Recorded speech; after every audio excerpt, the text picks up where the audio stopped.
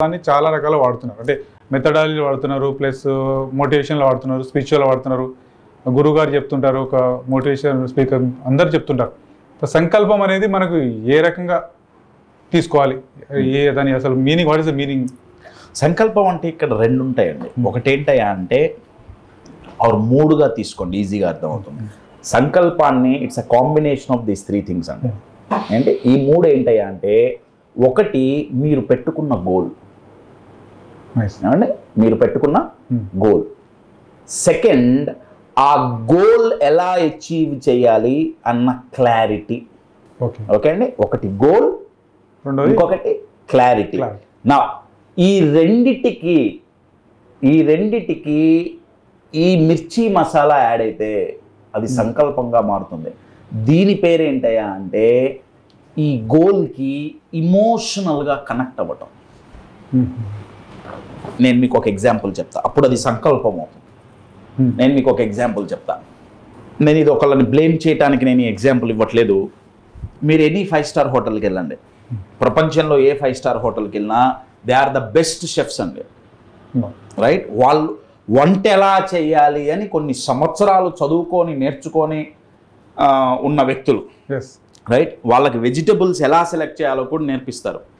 అంత మంచి షెఫ్స్ దగ్గర మీరు వాళ్ళు వండిన వంట ఏదైనా సరే మహా అయితే వారం, మ్యాక్సిమం 10 రోజుల కంటే ఎక్కువ తినబుద్ధి కాదు, బోరు కొడుతుంది.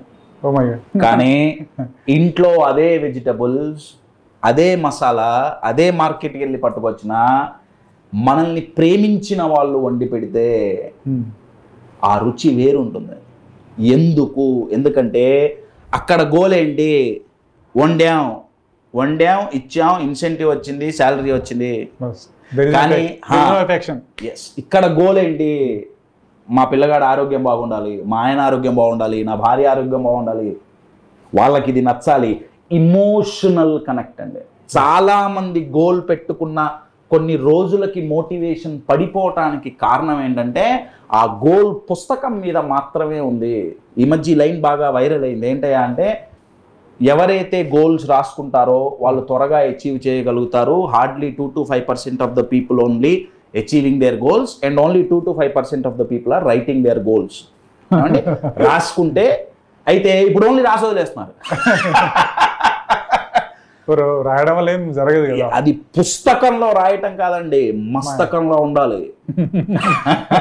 ఇమోషనల్ కనెక్ట్ అండి. ఆ గోల్ నాదవ్వాలి, నా పేరెంట్స్ది కాదు, నా మేనేజర్ది కాదు, నా బాస్ది కాదు, ఆ గోల్ నాది అన్నది ఎప్పుడు వస్తుందంటే ఆ ఇమోషనల్ కనెక్ట్ వచ్చినప్పుడు.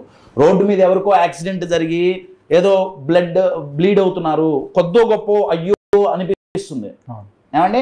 కానీ మీకెంతో ఇష్టమైన వాళ్ళు, మీకు దగ్గర వాళ్ళు ఆ పొజిషన్లో ఉంటే ఉరుక్కుంటూ పోతాం, మనం కంగారు పడతాం, వాళ్ళని హాస్పిటల్ తీసుకోవాలి, 10 ఫోన్లు చేస్తావు. ఎందుకు? ఇమోషనల్గా కనెక్ట్ అయ్యాం. మన గోల్కి మనం ఇమోషనల్గా కనెక్ట్ అయితే నేను ఇంకా ట్రెండ్కి తగ్గ ఎగ్జాంపుల్